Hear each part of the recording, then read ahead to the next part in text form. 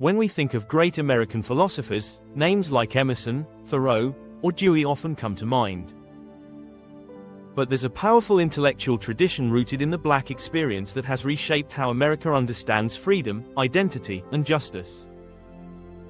Today, we explore the minds of Black philosophers, radical thinkers whose ideas didn't just challenge the system, they redefined what it means to be human in a society built on inequality.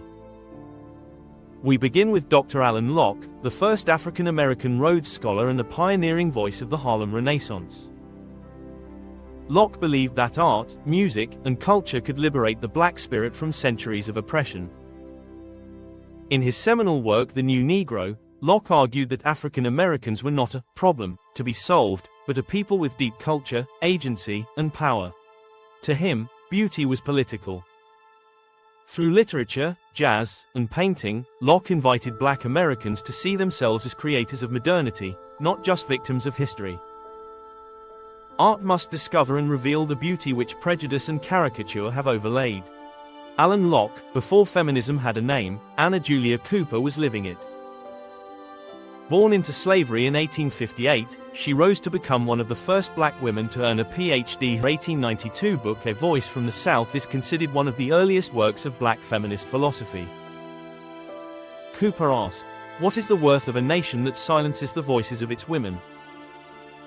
She argued that the progress of a people could be measured by the progress of its women, especially Black women, who bore the triple burden of race, gender, and class.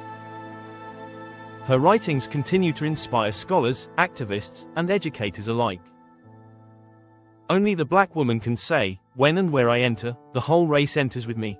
Next, we meet W.E.B. Du Bois, historian, sociologist, and philosopher. In his groundbreaking book The Souls of Black Folk, Du Bois introduced a concept that would echo through generations: double consciousness. It's the idea that Black Americans are always seeing themselves through two lenses: how they view themselves, and how the dominant white society sees them. Du Bois wrestled with identity, dignity, and the psychological cost of racism. But he never gave in. He pushed for higher education, self-determination, and the dismantling of racist ideologies through scholarship. One ever feels his two-ness, an American, a Negro, two souls, two thoughts, two unreconciled strivings. Fast forward to the present, and we find the towering presence of Dr. Cornel West, a public intellectual who blends philosophy, theology, and political critique. West centers his philosophy on love, but not sentimental love, revolutionary love. Love as the weapon against despair, hatred, and nihilism. In Race Matters, he confronted the spiritual and moral crisis facing America. He spoke boldly about capitalism, police violence, and Black suffering, but also insisted on hope, community, and joy as tools of resistance. Never forget that justice is what love looks like in public. Angela Davis is more than an icon, she's a philosophical force. A student of Herbert Marcuse and a lifelong activist, Davis brought Black radical feminism into academic and political discourse. Her work critiques the prison industrial complex, the patriarchy, and racial capitalism. But at the core of her thinking is freedom, not just political freedom, but the freedom to imagine a different world.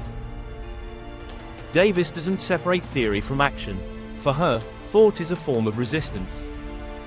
I am no longer accepting the things I cannot change. I am changing the things I cannot accept. These Black philosophers didn't just write books. They gave voice to struggle, shaped revolutions, and reimagined what it means to live freely. In a world that often denies Black humanity, they insisted on dignity.